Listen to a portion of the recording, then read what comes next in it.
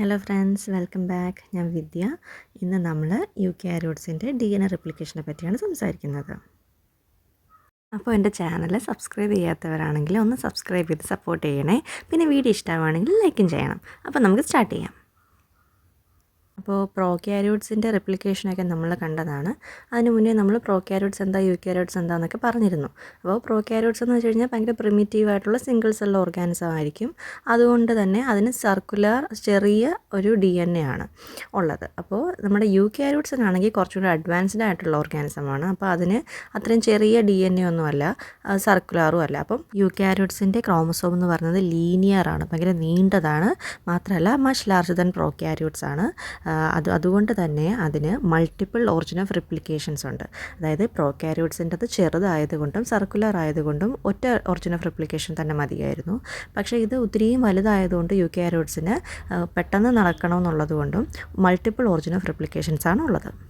Replication അഥവാ DNA replication എപ്പോഴാണ് നടക്കുന്നത്? സെൽ ഡിവിഷൻ്റെ സമയത്ത്. സെൽ ഡിവൈഡ് ചെയ്യുമ്പോഴാണ് നമ്മൾ DNAയും കൂടെ ഡിവൈഡ് ചെയ്ത് രണ്ട് സെല്ലിലേക്ക് പോകുന്നത്. സെൽ സൈക്കിളിന് ശരിക്കും 4 സ്റ്റേജസ് ആണുള്ളത്. അതിൽ ആദ്യം G1 ഗ്യാപ്പ് 1 എന്ന് പറഞ്ഞൊരു ഫേസ്, അത് കഴിഞ്ഞ് സിന്തസിസ് ചെയ്യുന്ന S ഫേസ്, അത് കഴിഞ്ഞ് ഗ്യാപ്പ് 2 G2 എന്ന് പറഞ്ഞ ഫേസ്, പിന്നെ മൈറ്റോസിസ് M ഫേസ്. ഇതിൽ G1 S G2 എന്ന് പറയുന്നതിന് നമ്മൾ മൊത്തത്തിൽ ഇൻ്റർഫേസ് എന്നാണ് പറയുന്നത്. ഈ ഒരു ഇൻ്റർഫേസിലാണ് ഈ നമ്മുടെ സെല്ല് ഡിവിഷന് വേണ്ടിയിട്ടുള്ള ഗ്രോത്തും അതിനുള്ള തയ്യാറെടുപ്പുകളൊക്കെ നടത്തുന്നത്. ഡിവിഷന് വേണ്ടിയിട്ടുള്ള ബാക്കിയുള്ള കാര്യങ്ങളൊക്കെ ഉണ്ടാക്കിയെടുക്കുന്നതും സിന്തസിസ് ചെയ്യുന്നതും ഒക്കെ ഈ ഇൻ്റർഫേസിലാണ്. അത് കഴിഞ്ഞിട്ട് മൈറ്റോസിസിലാണ് ശരിക്കും സെല്ല് ഡിവൈഡ് ചെയ്യുന്നത്. ഈ മൈറ്റോസിസിനെ നമുക്ക് വീണ്ടും നമ്മൾ ഡിവൈഡ് ചെയ്തിട്ടുണ്ട്. പ്രോഫേസ്, മെറ്റാഫേസ്, അനാഫേസ്, ടീലോഫേസ് എന്ന് പറഞ്ഞിട്ട്. അത് കഴിഞ്ഞ് സെല്ല് രണ്ടായിട്ട് മാറുന്നതിനാണ് സൈറ്റോകൈനസിസ് എന്ന് പറയുന്നത്. രണ്ടായിട്ട് ശരിക്കും ഡിവൈഡ് ചെയ്ത് സെൽ ഓർഗനൽസ് എല്ലാം മാറി 2 സെല്ലായി മാറുന്ന ഒരു പ്രോസസ്സിനാണ്. ഇത് ശരിക്കും സെൽ സൈക്കിള് വേറൊരു വലിയ വീഡിയോ ആയിട്ട് നമുക്ക് ചെയ്യാം. ഇതിപ്പോൾ ജസ്റ്റ് ഒരു ഇൻട്രൊഡക്ഷൻ ആയിട്ട് പറഞ്ഞെന്നുള്ളൂ. ഇതറിഞ്ഞാൽ നമുക്ക് റിപ്ലിക്കേഷനിലേക്ക് പോകാൻ പറ്റും, യൂക്കാരിയോട്സിൻ്റെ റിപ്ലിക്കേഷനിലേക്ക് പോകാൻ പറ്റും. അതുകൊണ്ടാണ് ഒരു ചെറിയൊരു ഇൻട്രൊഡക്ഷൻ പോലെ പറഞ്ഞു എന്നേ ഉള്ളൂ. ബാക്കി നമുക്ക് വിശദമായിട്ട് ചെയ്യാം. നമ്മുടെ ഈസ്റ്റിലെ നമ്മുടെ കിങ്ഡം ഫഞ്ചയിൽ വരുന്ന ഈസ്റ്റിൻ്റെ DNA റിപ്ലിക്കേഷൻ്റെ സമയത്ത് DNAയുടെ റിപ്ലിക്കേഷൻ്റെ ഇനിസിയേഷൻ ഡിറ്റർമിൻ ചെയ്യുന്നത് ARS എന്ന് പറഞ്ഞൊരു സൈറ്റാണ്. അതായത് ഓട്ടോണോമസ്ലി റിപ്ലിക്കേറ്റിംഗ് സീക്വൻസ് എന്ന് പറഞ്ഞിട്ട് ഒരു സൈറ്റുണ്ട്. ആ സൈറ്റാണ് നമ്മുടെ ഈസ്റ്റിൻ്റെ DNA റിപ്ലിക്കേഷൻ ഇനിസിയേഷനെ ഡിറ്റർമിൻ ചെയ്യുന്നത്. ഇനിസിയേഷൻ ഡിറ്റർമിൻ ചെയ്യുക എന്ന് പറഞ്ഞാൽ നമ്മുടെ ഇനിസിയേഷൻ സ്റ്റാർട്ട് ചെയ്യണമെന്നുണ്ടെങ്കിൽ, റിപ്ലിക്കേഷൻ സ്റ്റാർട്ട് ചെയ്യണമെന്നുണ്ടെങ്കിൽ ആദ്യം ഒരു റിപ്ലിക്കേഷൻ ബബിൾ ഫോം ചെയ്യണം. റിപ്ലിക്കേഷൻ ബബിൾ ഫോം ചെയ്യാന്ന് വെച്ച് കഴിഞ്ഞാൽ അറിയാലോ, നമ്മുടെ ഡബിൾ സ്റ്റാൻഡേർഡ് ആയിട്ടുള്ള DNA ബോണ്ട് പൊട്ടിയിട്ട് സിംഗിൾ സ്റ്റാൻഡേർഡായിട്ട് മാറണം. അപ്പോൾ അങ്ങനെ ബോണ്ട് പൊട്ടണമെന്നുണ്ടെങ്കിൽ ഏറ്റവും എളുപ്പത്തിൽ പൊട്ടാൻ പറ്റുന്നത് 80 ആണ്. അഡിനിൻ തൈമിൻ ബോണ്ടാണ്, ഡബിൾ ബോണ്ടാണ്, അവരാണ് പൊട്ടാൻ എളുപ്പം. അതുകൊണ്ട് തന്നെ ഈ ARS എന്ന് പറയുന്ന സൈറ്റിൽ ഏറ്റവും കൂടുതൽ 80 കാണപ്പെടുന്ന സൈറ്റാണ്. 80 റിച്ച് ആയിട്ടുള്ള സൈറ്റാണ്. ബാക്കിയുള്ള ക്രോമസോമിൻ്റെ വെച്ച് നോക്കുമ്പോൾ ഈ പറയുന്ന ഒരു പ്രത്യേകം സൈറ്റിൽ 80 റിച്ച് ആയിട്ടുള്ള സൈറ്റാണത്. ഈസ്റ്റിന് 16 ക്രോമസോംസ് ആണുള്ളത്. ഈ 16 ക്രോമസോമിലായിട്ട് ഒരു 300 ARS എലമെൻറ്റ്സ് ആണ് ഇങ്ങനെ സ്പ്രെഡ് ചെയ്ത് കിടക്കുന്നത്. 16 ക്രോമസോമിൽ ഒരു 300 ARS എലമെൻറ്റ്സ് ആണ് ഇങ്ങനെ സ്പ്രെഡ് ചെയ്ത് കിടക്കുന്നത്. അപ്പം 300 സൈറ്റ്സിൽ ഒരുമിച്ച് ഇനിസിയേഷൻ സ്റ്റാർട്ട് ചെയ്യും. ഹയർ ആനിമൽസിലോട്ട് പോവുകയാണെന്നുണ്ടെങ്കിൽ തൗസൻഡ്സ് ഓഫ് ARS എലമെൻറ്റ്സ്, അതായത് ഇനിസിയേഷൻ തുടങ്ങാൻ സാധ്യതയുള്ള സ്ഥലങ്ങളാണ് autonomously replicating sequence. ARS sequence ആണ് ഉള്ളത്. അടുത്ത ആളാണ് ORC എന്ന് പറഞ്ഞു കഴിഞ്ഞാൽ ഒറിജിൻ റെക്കഗ്നേഷൻ കോംപ്ലക്സ്. പേര് പോലെ തന്നെയാണ്, ആളാണ് പോയിട്ട് എവിടെയാണ് ഒറിജിൻ ഓഫ് റിപ്ലിക്കേഷൻ എന്നുള്ളത് കണ്ടുപിടിച്ചിട്ട് വരുന്നത്. ഇതൊരു പ്രോട്ടീൻ കോംപ്ലക്സ് ആണ്. ഒരു കോംപ്ലക്സ്, കുറേ പ്രോട്ടീൻസ് ചേർന്നിട്ടുള്ളൊരു സാധനമാണ് പ്രോട്ടീൻ കോംപ്ലക്സ് എന്ന് പറയുന്നത്. അപ്പോൾ ഈ ORC എല്ലാ DNAയുടെ റിപ്ലിക്കേഷനുമായിട്ടും അസോസിയേറ്റ് ചെയ്തിരിക്കുന്ന ഒരാളാണ്. അപ്പോൾ എപ്പോഴത്തെയും പോലെ തന്നെ നമ്മുടെ ORI സൈറ്റിൽ പോയിട്ട് ഒറിജിൻ ഓഫ് റിപ്ലിക്കേഷൻ്റെ സൈറ്റ് എവിടെയാണെന്ന് കണ്ടുപിടിച്ചിട്ട് ആ സൈറ്റിൽ പോയിട്ട് ORC complex, origin recognition complex, അവിടെ പോയിട്ട് ബൈൻഡ് ചെയ്തിട്ട് അതിനൊരു ATPase ആക്ടിവിറ്റി ഉണ്ട്. അപ്പം അത് കാരണം ബാക്കിയുള്ള ഇനിസിയേഷന് ബാക്കി വരാനുള്ള പ്രോട്ടീൻസിനെയൊക്കെ ഈ ORI സൈറ്റിലേക്ക്, ഒറിജിൻ ഓഫ് റിപ്ലിക്കേഷൻ്റെ സൈറ്റിലേക്ക് റിക്രൂട്ട് ചെയ്യുന്ന ജോലിയാണ് ഈ ORC കോംപ്ലക്സിനുള്ളത്. അടുത്ത ആളാണ് സെൽ ഡിവിഷൻ സൈക്കിൾ 6 പ്രോട്ടീൻ, അതായത് CDC6 പ്രോട്ടീൻ. അത് നമ്മൾ ഹെലിക്കേസ് ലോഡിങ്ങിന് വേണ്ടിയിട്ട് ഹെൽപ്പ് ചെയ്യുന്ന ആളാണ് CDC6 പ്രോട്ടീൻ. അടുത്ത പ്രോട്ടീൻ എന്ന് പറയുന്നത് MCM എന്ന് പറഞ്ഞിട്ടുള്ളൊരു പ്രോട്ടീൻ കോംപ്ലക്സ് ആണ്. അതായത് മിനി ക്രോമസോമൽ മെയിൻ്റനൻസ് എന്ന് പറഞ്ഞിട്ടൊരു പ്രോട്ടീൻ കോംപ്ലക്സ് ആണുള്ളത്. ഈ പ്രോട്ടീൻ കോംപ്ലക്സിൽ 6 യൂണിറ്റ്സ് ആണുള്ളത്. അതായത് MCM2, MCM3, MCM4, 5, 6, 7 അങ്ങനെ 6 യൂണിറ്റ്സ് ആണ് ഇതിനുള്ളത്. ഇത് ഒരു ഹെട്രോ ഹെക്സാമർ ആണ് അത് ഫോം ചെയ്യുന്നത്. ഒരു ഹെട്രോ ഹെക്സാമർ അത് ഫോം ചെയ്യും ഈ 6 യൂണിറ്റ്സും കൂടെ ചേർന്നിട്ട്. പിന്നെ ഈ MCM ആണ് നമ്മുടെ DNA റിപ്ലിക്കേഷനിൽ ഹെലിക്കേസ് അറ്റാക്ക് ചെയ്യുന്ന ആൾ. ഈ ഹെലിക്കേസ് അറ്റാക്ക് ചെയ്യുന്ന ആൾ ഇതിനൊരു 3' നിന്ന് 5' ഇത് ട്രാൻസ്ലോക്കേറ്റ് ചെയ്യുന്നത്. അങ്ങനെയാണ് നമ്മുടെ DNA ഇത് മെൽറ്റ് ചെയ്ത് ഡബിൾ സ്ട്രാൻഡഡ് ആയിട്ടുള്ള DNA നമ്മൾ സിംഗിൾ സ്ട്രാൻഡ് ആക്കി മാറ്റും. CDT1 ആണ് അടുത്ത പ്രോട്ടീൻ. അതായത് chromatid licensing and DNA replication factor 1 ആണ് ഈ CDT1 എന്ന് പറയുന്നത്. CDT1 ജീനാണ് ഈ CDT1 പ്രോട്ടീനെ എൻകോഡ് ചെയ്യുന്നത്.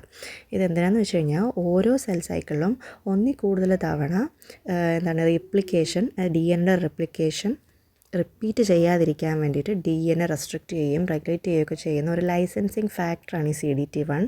മാത്രമല്ല ഈ CDT1 നമ്മുടെ MCMുമായിട്ട് ഇൻട്രാക്ട് ചെയ്തിട്ട് ഈ MCMൽ ഒരു ടോപ്പോളജിക്കലി അതിനെ ഇൻഡ്യൂസ് ചെയ്തിട്ട് നമ്മൾ MCM റിങ്ങിനെ DNA ആയിട്ട് അസോസിയേറ്റ് ചെയ്യിപ്പിക്കുകയും കൂടെ ചെയ്യും.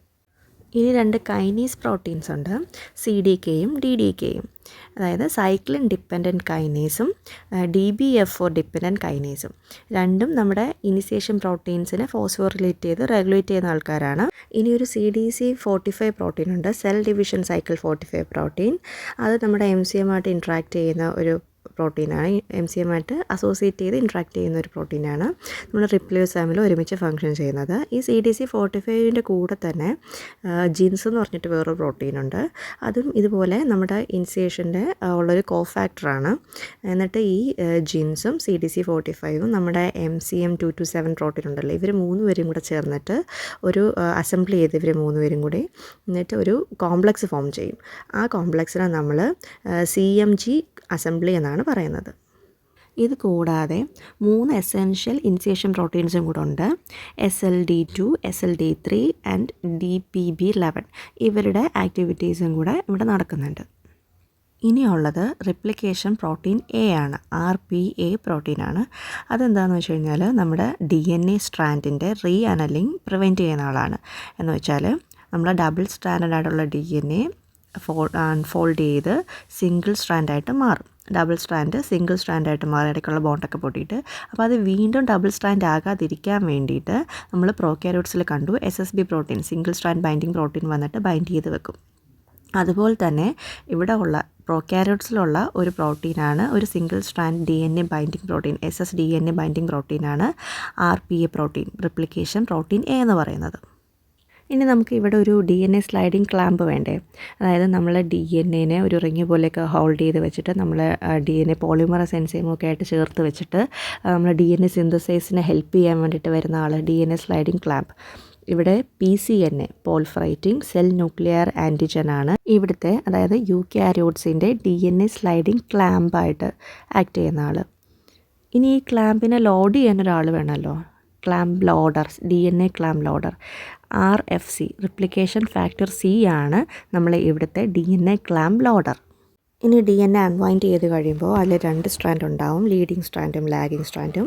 ഈ ലീഡിങ് സ്ട്രാൻഡിലും ലാഗിങ് സ്ട്രാൻഡിലും പ്രൈമർ ആഡ് ചെയ്ത് പോകുന്ന ഒരു പ്രൈമേസ് എൻസൈമുണ്ട്. ഈ പ്രൈമേസ് എൻസൈമിൻ്റെ അറ്റത്ത് വന്നിട്ട് ഒരു short stretch of DNA synthesize ചെയ്യുന്ന ആളാണ് DNA പോളിമറൈസ് ആൽഫ. പിന്നെ നമ്മുടെ എപ്സിലോൺ ആണ് നമ്മളെ, അതായത് DNA പോളിമറൈസ് എപ്സിലോൺ ആണ് നമ്മൾ ലീഡിങ് ആയിട്ടുള്ള സ്ട്രാൻഡിൽ DNA സിന്തസൈസ് നടത്തുന്നത്. ഇനി ലാഗിങ് സ്ട്രാൻഡിൽ DNA പോളിമറൈസ് ഡെൽറ്റയാണ് സിന്തസൈസ് ചെയ്ത് പോകുന്നത്. തൽക്കാലം ഒരു ഇത്രയും പ്രോട്ടീൻസിനൊക്കെയാണ് നമ്മൾ മനസ്സിലാക്കേണ്ടതും ഓർത്തു വെക്കേണ്ടതുമായിട്ടുള്ളത്. ഇപ്പോൾ ഇതൊരു ഇൻട്രൊഡക്ഷൻ മാത്രമാണ്, യൂക്യാരിയോട്സിൻ്റെ റിപ്ലിക്കേഷൻ്റെ ഇൻട്രൊഡക്ഷൻ മാത്രമാണ്. അപ്പോൾ ഇനി ഇനിസിയേഷൻ തുടങ്ങുമ്പോൾ നമുക്ക് കുറച്ചുകൂടെ എളുപ്പമായിരിക്കും. അപ്പോൾ ഇതിനു മുമ്പ് പ്രോക്യാരിയോട്സ് കണ്ടിട്ടില്ലാത്തവരാണെങ്കിൽ അതൊന്ന് കണ്ടിട്ട് വന്നാൽ കുറച്ചുകൂടെ എളുപ്പമുണ്ടായിരിക്കും. പ്രോക്യാരിയോട്സിൻ്റെ റിപ്ലിക്കേഷൻ ഇനിസിയേഷൻ വീഡിയോയിൽ എനിക്കൊരു തെറ്റ് പറ്റിയിട്ടുണ്ട്.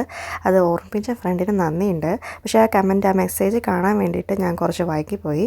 ആ തെറ്റ് ഞാൻ ഇവിടെ തിരുത്തുവാണ്. അന്ന് ഞാൻ 4 9 സീക്വൻസ് ഉണ്ടെന്നാണ് പറഞ്ഞത്, പക്ഷേ അല്ല, 5 ഉണ്ട്. R1, R5, R2, R3 and R4. ഇത് തിരുത്തി പഠിക്കണേ, പഠിക്കുന്ന സമയത്ത് തിരുത്തി പഠിക്കണേ. വീഡിയോസൊക്കെ ലൈക്ക് ചെയ്യുകയും കമൻറ്റ് ചെയ്യുകയും ഷെയർ ചെയ്യുകയൊക്കെ ചെയ്ത എല്ലാ ഫ്രണ്ട്സിനും ഒരുപാട് താങ്ക്സ് ഉണ്ട്. ഇനിയും ഞാൻ ഇതുപോലത്തെ സപ്പോർട്ട് പ്രതീക്ഷിക്കുന്നുണ്ട്. അപ്പോൾ ഈ വീഡിയോ ഇഷ്ടപ്പെടുകയാണെങ്കിൽ ലൈക്ക് ചെയ്യണം, കമൻറ്റ് ചെയ്യണം, ഷെയർ ചെയ്യണം. എക്സാമിൻ്റെ ഡേറ്റൊക്കെ വന്നിട്ടുണ്ട്. July 25th to 27th reschedule ചെയ്തിരിക്കുന്നത്. അപ്പോൾ നമുക്ക് പഠിക്കാനായിട്ട് കുറച്ചും കൂടെ ടൈം കിട്ടിയെന്ന് വിചാരിച്ചാൽ മതി. പേടിക്കുകയും ടെൻഷൻ അടിക്കുകയൊന്നും ചെയ്യണ്ട. അപ്പോൾ എല്ലാവരും നന്നായിട്ട് തന്നെ പ്രിപ്പയർ ചെയ്യുക. എല്ലാം നന്നായിട്ട് ചെയ്യാൻ പറ്റും. All the best. ഇനി അടുത്ത വീഡിയോ യൂക്യാരിയോട്സിൻ്റെ ഇനിസിയേഷനാണ്, റെപ്ലിക്കേഷൻ്റെ ഇനിസിയേഷനാണ്. അപ്പോൾ താങ്ക് യു. അടുത്ത വീഡിയോയിൽ കാണാം കേട്ടോ.